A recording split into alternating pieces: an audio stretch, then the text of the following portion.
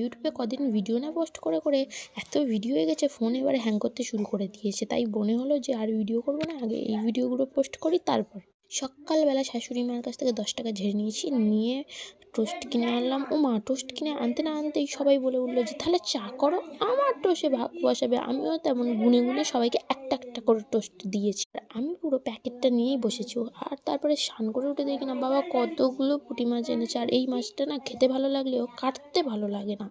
আমি কিন্তু সেই দিন এদেরকে খাওয়াইনি। তার পরের দিন সন্ধ্যেবেলা আমার শাশুড়ি মা বললো যে আজকে একটুখানি রান্না কর না রে পুঁটি মাছ। তো আমি বলে দিয়েছি আমি পারবো না। তো আমার হাজব্যান্ড তখন বললো যে আমি পারবো, আমি করবো।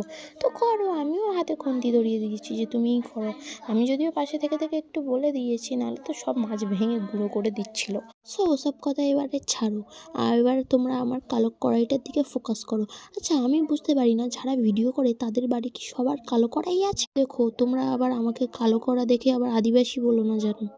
তো ওইসব কথা বাদ দাও। প্রথমে আমি কড়াইতে তেল দিয়েছি সামান্য।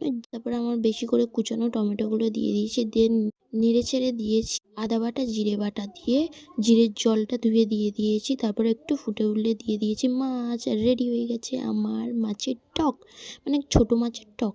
তারপরে আমি রাত্রেবেলা মনে হলো যে সকালবেলা তো তাড়াতাড়ি উঠতে পারি না, আমার 7টা 7:30 বেজে যায়। জানি না আমার এই অভ্যেসটা কবে যাবে। আমার মনে হচ্ছে না আজ যাবেই না হয়। তো তোমরা কে কে এই শীতকালে কত সকালে ঘুম থেকে ওঠো আমাকে একটু কমেন্টে জানাও। আর কে কে শাশুড়ি মার টাকা এরকম ভাবে চেঁচে নিয়ে নাও? আমি তো নিয়ে নিই, যেহেতু আমাকে মেয়ে বলেছে তাই আমি নিয়ে নিই। বলেছে, কারণ মেয়ের মতো তো থাকতে